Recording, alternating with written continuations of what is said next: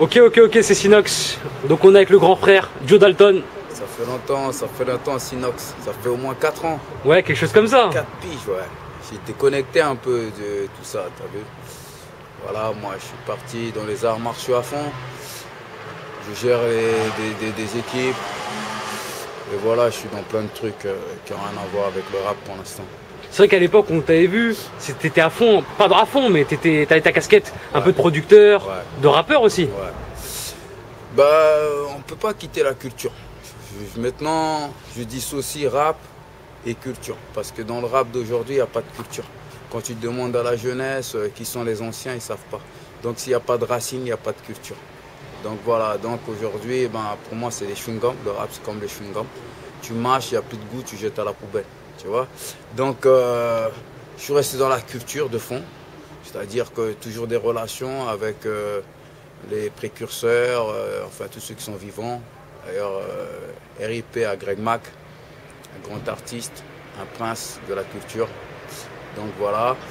Et qu'est-ce que je peux dire d'autre? J'ai vu que toutes les mouvances révolutionnaires et tous ces trucs, j'ai essayé d'observer de près à l'intérieur. J'ai vu que c'était de la merde. Les mecs, ils sont tous capitalisés en vérité. Ils s'opposent au système alors qu'ils veulent niquer le bénéf. Et ils veulent baiser encore plus de petites, des sœurs, des cousines, tu vois. T'as vu, après on va dire complotiste, là je parle de... Ça c'est les choses que t'as vues. Voilà, moi c'est simple. Moi je suis un membre des Black Dragon, ma section c'était Kamikaze. Kamikaze ça veut dire qu'on n'a pas froid aux yeux. Mais rappelle-nous, parce qu'il y a beaucoup de jeunes qui suivent un petit peu les activités. Ouais. C'est quoi Black Dragon? Black Dragon c'était des groupes d'autodéfense pour défendre la communauté mixte.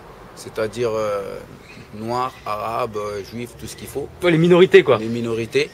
Parce qu'on sait, je ne sais pas si la jeunesse ils savent, c'est que l'esprit fasciste nazi est né en France. Avant d'aller en Allemagne et que ça grossit, et que c'est avec le nazi de Hitler et tout ça, c'est d'abord l'idéologie est née en France. Donc les racines et les sources sont aussi en France. Et il se trouve que la France est très contaminée derrière plein de partis politiques par ce racisme, par ce truc colonial, néocolonialisme, exploitation des gens et après monter des milices pour faire peur, tu vois. Donc il y avait des milices qui s'appelaient les skinheads. Avant les skinheads, c'était des rebelles. Les rebelles, c'était des rockers tatoués, blousons noirs, on les appelait.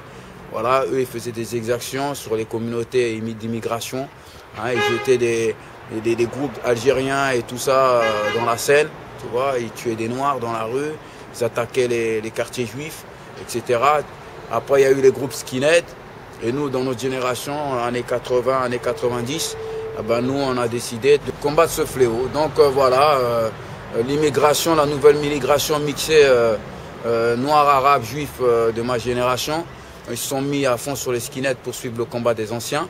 Et puis les skinheads ont disparu de la rue parce qu'aujourd'hui, si tu vois bien, j'entends beaucoup de choses sur Internet. On dit ouais, ils n'ont pas chassé les skins, c'est les deux qui boys, c'est les machins. Il y a eu pas mal de polémiques récemment en plus. Voilà, ils créent des polémiques et des trucs. Il faut savoir que notre génération, il n'y avait rien d'autre à faire que d'aller. Il n'y avait pas Internet, il y avait tout ça. Donc notre passe-temps pour la culture hip-hop et tout ça, c'était de traîner dans la rue. Et si tu traînes dans la rue, tu avais ces milices-là qui te tombaient dessus, qui te faisaient des sourires de je sais pas quoi, qui jetaient de l'acide. Donc ça, c'est vraiment réel, ça? Voilà, c'est réel. Toi, tu connais des gens que ça leur est arrivé, ils ont été victimes de ces... J'ai des membres de mon clan qui sont morts, qui ont intégré le clan parce qu'ils avaient subi.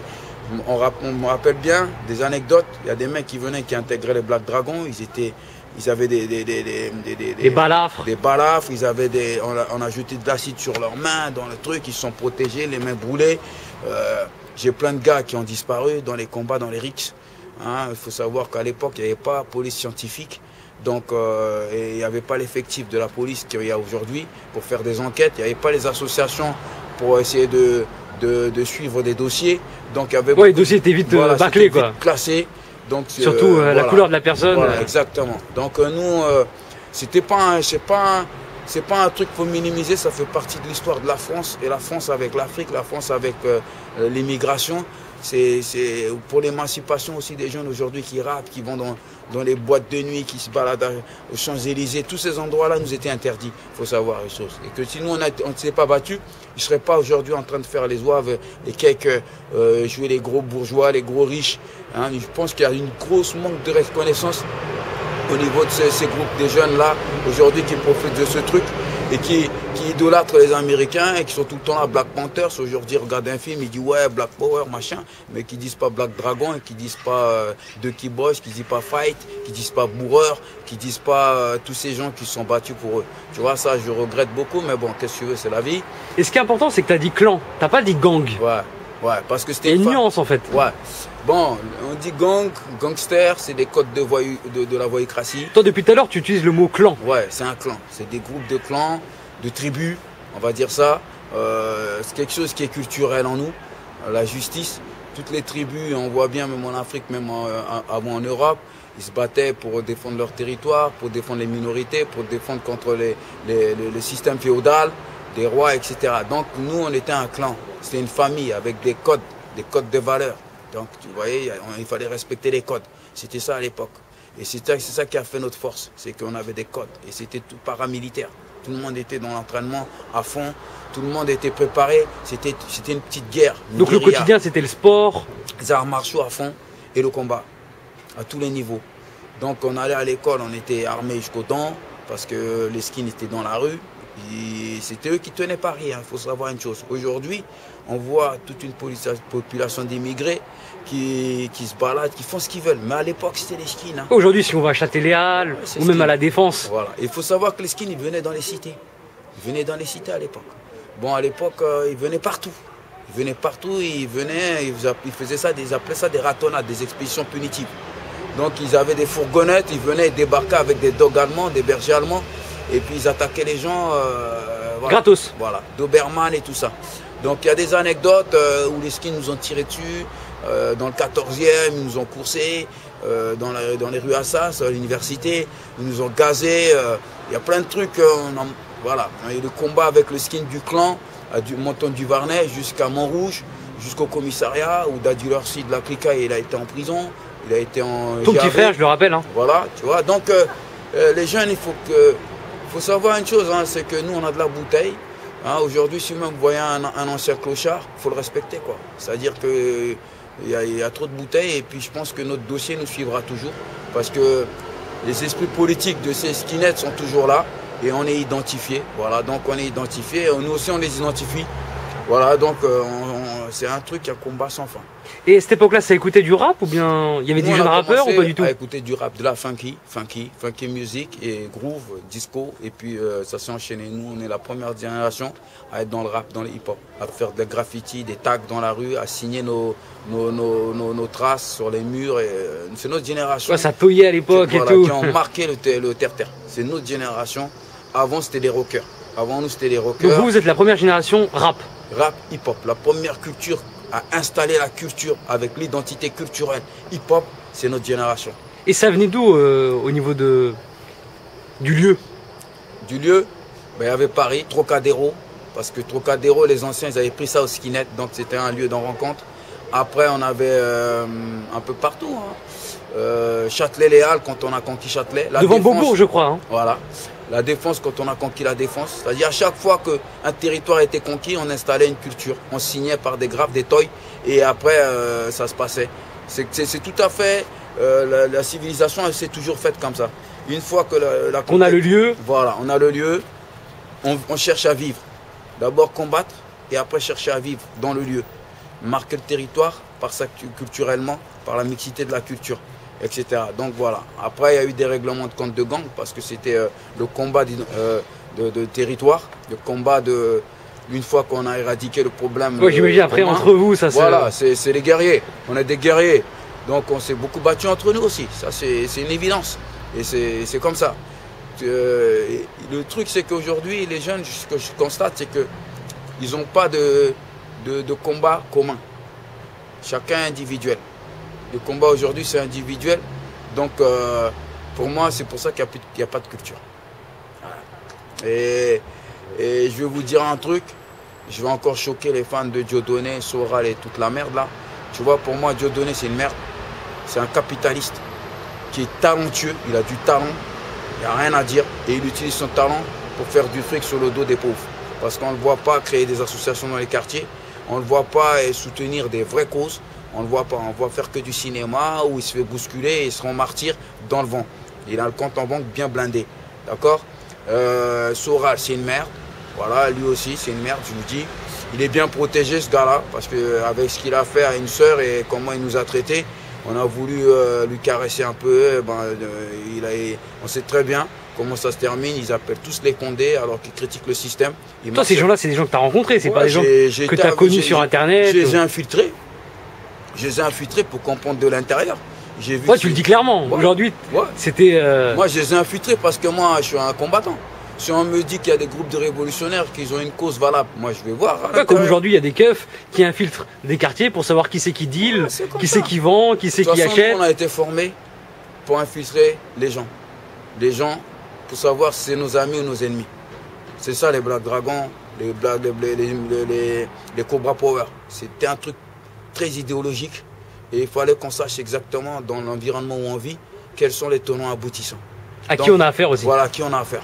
Donc quand on voit Dieudonné qui prend le truc, on est venu, on a soutenu parce qu'il disait ouais, le code noir, les machins, on s'est dit c'est une cause. Après il a vrillé avec le Front National, il tourne dans tous les sens. On se demande où va son combat et quel est le but, tu vois. Il engraine les gens contre les juifs, c'est pas tous les juifs qui sont mauvais, il faut le dire. Les juifs se trouvent dans le monde entier. D'accord? C'est comme les Arabes et tout ça, ils sont dans le monde entier. Les Renois aussi sont dans le monde entier. Il faut cibler les gens qui sont mauvais et attaquer les gens qui sont mauvais. Et non généraliser et créer de la névrose, de la frustration et faire radicaliser des jeunes qui vont morfler dans les prisons. Parce que moi, je connais des jeunes qui sont retrouvés au trou parce qu'ils ont cru à l'idéologie, soi-disant Dieudonné et Soral. Et j'ai pas vu Soral et Dieudonné se pointer pour les aider. Donc pour moi, c'est de la merde, tous ces gars-là. Je te dis ça. Ou même certains rappeurs, il y a beaucoup de jeunes qui se retrouvent en prison à cause de certains rappeurs. Ouais, les rappeurs, aujourd'hui, pour moi, comme je te disais, c'est pas une culture, c'est de la merde, c'est du chewing-gum. C'est du chewing-gum qu'on prend le goût et après on jette à la poubelle. C'est de la merde. C'est de la merde chimique qui empoisonne l'esprit des enfants. Parce que je travaille en tant qu'éducateur, j'interviens dans le cadre de réussite éducative et je vois les dégâts que ça fait maintenant même à la maternelle. D'accord? Les paroles, ça va pas. Hein, on se demande si ces rappeurs ils vont être parents et comment ils vont éduquer leurs enfants.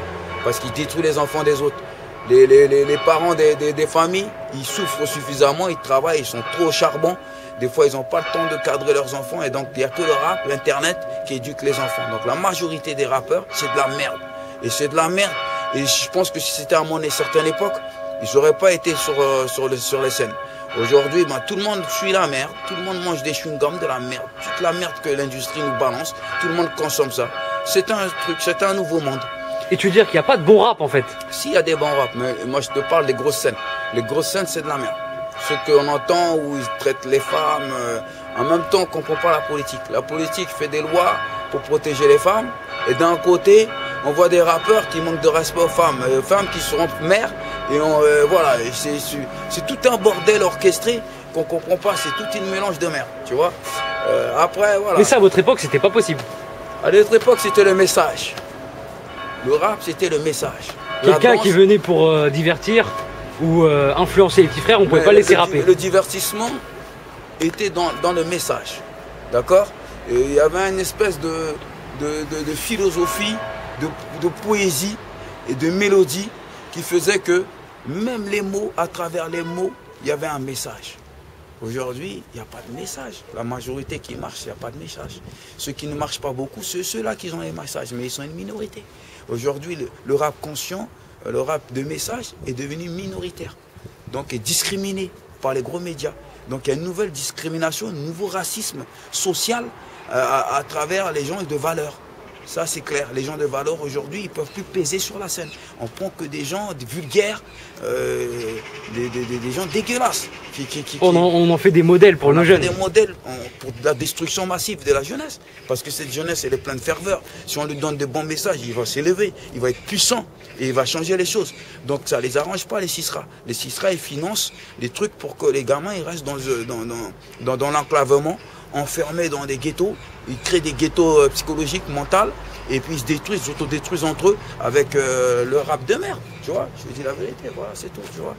Et les rappeurs qui pensent à leur portefeuille. Parce que le premier qui emmerde des guerriers comme nous, si on se met sur leur côte, il n'y a plus de rap, ils ne pourront plus faire des scènes. Tu vois, c'est ça qu'il faut qu'ils sachent, c'est que nous on pense sur nous, parce que c'est nos enfants.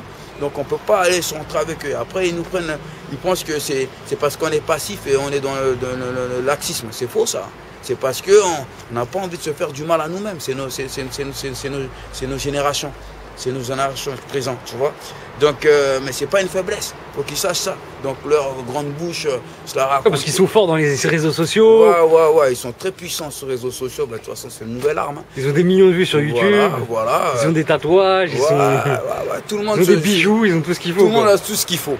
Tout le monde sait ce qu'il faut. Et la misère est encore plus balèze. Donc on comprend pas. Surtout que tu en as connu quelques-uns à l'époque quand ils étaient jeunes, quoi. La majorité, de toute façon, si on prend l'arbre généalogique des plus gros rappeurs, l'arbre généalogique des plus gros rappeurs français, ils viennent des Black Dragons. On prend Booba, qui le dit ou le dit pas, c'est les Black Dragons. Lui, il te connaît, voilà. Il connaît les Black Dragons. Voilà, on prend Rof, ses cousins, ses trucs. Le Mafia Quinfree, celui qui a créé Mafia Quinfree, c'était un Black Dragon Junior. Ah bon? Ouais, celui qui a été tué, le jeune frère. Las Montana? Las Montana, ses grands frères. Ses grands frères, c'est les lieutenants des Black Dragons, c'est les généraux au-dessus de moi. Tu vois? Donc, tous ces trucs-là, si tu regardes bien la lignée, jusqu'à Nino, Nino est né aussi des Black Dragons. Qui encore? On va dire Gradure. Gradure, les Black Dragons, ils ont été dans son ascension. Tu vois, ils ont contribué. C'est pour ça son DJ, c'est un des miens, JC Dalton. Tu vois, donc, on a toujours été là, on sera toujours là, on est leurs racines. On est leurs racines, sauf que le fruit, des fois, il est pourri, il est contagieux. Et à un moment donné, il faut arrêter de jeter des pesticides, des OGM aux fruits. Il faut leur redonner de la bonne, des bonnes graines pour que ça pousse et que ça soit bio ou naturel. Voilà. Et voilà ce que je peux dire. Et toi, maintenant, avec ton regard extérieur, comment tu observes le rap français actuel? Parce qu'il y a une nouvelle génération, il y a pas mal de talent. Au niveau de nos petits-enfants qui arrivent, ils sont à la quête de la vérité. Tu vois, le monde, il est cyclique. On va repartir dans la vérité. Parce que tous ceux qui sont les héritiers qui bénéficient de la richesse du combat, c'est des gâtés. C'est des gâtés pourris, ils font n'importe quoi. Et après, le système se durcit par rapport à la bêtise, au délire des héritiers. Il se durcit pour que les enfants aujourd'hui naissent, ils cherchent plutôt maintenant la vérité, la pureté, les valeurs. Donc moi, je crois aux enfants, je crois aux petits-enfants qui arrivent. Et c'est vrai qu'il y a pas mal de rappeurs qui émergé à cause des guéguerres entre les grands rappeurs, on va dire. Ouais. Bah, alors tu parlais de Gradure. Gradure, il arrivait à une période où, par exemple, Rof était en embrouille avec Booba, Booba avec Lafouine. Ouais, ça a créé donc c'est une bonne chose. Ouais, de toute façon, la culture, elle mue, et il le faut. Il le faut. Donc c'est un mal pour un bien, tout ça. Ouais, ça se chamaille d'un côté, mais de l'autre côté, il y en a qui... C'est un mal pour un bien. Personne n'est éternel au niveau de... L'étoile ne brille pas toute la journée. À un moment, il s'éteint. Quand l'aube arrive, il n'est plus là. D'accord? Et c'est rebolote. Donc, même si c'est comment, il y a des étoiles qui vont s'éteindre. Et d'autres qui vont apparaître.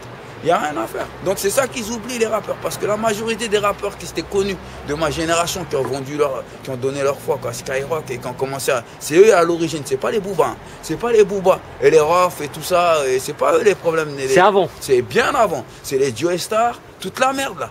Qui disaient nique ta mère, je suis révolutionnaire. En fait, c'était les tarlouses. Ils se faisaient taper les fesses par les gros showbiz. Et jusqu'à aujourd'hui, maintenant, on le sait tous. Et Cardé l'a un peu dit dans l'imposture du rap. Tu vois, je veux dire, c'est les vérités. Et en fait, ils ont bluffé le rap pour de vrai. Ils ont bluffé. C'est eux les premiers bluffeurs. NTM, nique ta mère. C'est eux les premiers bluffeurs. Après, donc ça veut dire qu'on peut comprendre d'autres rappeurs qui se sont dit on va bluffer nous aussi. Ils ont fait des petits. Ils ont brisé les sources et les bases des raps pour faire des petits. Et les petits ont fait d'autres petits. Donc pour toi, NTM, c'est une imposture? NTM, c'est une imposture. Ils n'étaient pas dans la street, c'était des mythos. C'est des gars, ils marchaient avec le showbiz. Et ils se faisaient taper les fesses à l'époque. Ah, ça c'est réel, ça? Oui, ça c'est réel. C'est comme il y a des danseurs, les premiers danseurs hip-hop, qui passaient à la télé sur M6, et ben, ils se faisaient taper les fesses. Nous, on était marginalisés parce qu'on était dans les clans. On était dans les clans. C'est-à-dire que nous-mêmes, on n'avait même plus accès. Nous qui avons fait les combats, on n'avait plus accès aux avantages. Parce que nous, on était trop révolutionnaires et on ne voulait pas de nous. C'est comme ça qu'on nous a écartés. Parce qu'on a choisi, on a modelé certains. On a modelé certains sous l'étiquette de gangsta, MTM, Secteur A, tout ça, on les a modelés. Ils ont signé, on leur a donné des... Mais ils étaient protégés par des gens comme vous? Des infrastructures, non. Ils étaient dans le combat. Parce que je sais qu'à un moment, Gabin, il a fait la... Gabin, c'est un requin vicieux, c'est rien à voir. Oui, mais il a fait la sécu de NTM. Pas la sécurité. Il leur fournissait ce qu'il faut. D'accord. Voilà. Ouais, c'est son business. Il est maqué, ouais. Il est maqué, il est maté. Tu vois, je veux dire. C'était dans ses intérêts de le faire. Voilà, c'est leur truc. C'est leur style, c'est leur truc, tu vois. Nous, on était militaires, nous. Nous, c'est... Ouais, vous, c'est le combat, vous. Nous, c'est le combat, nous. C'est pas pareil. Nous, c'est que le combat. Chacun a choisi sa voie, quoi. Les gars, c'était le business. Nous, c'était le combat. C'était la lutte. C'est tout.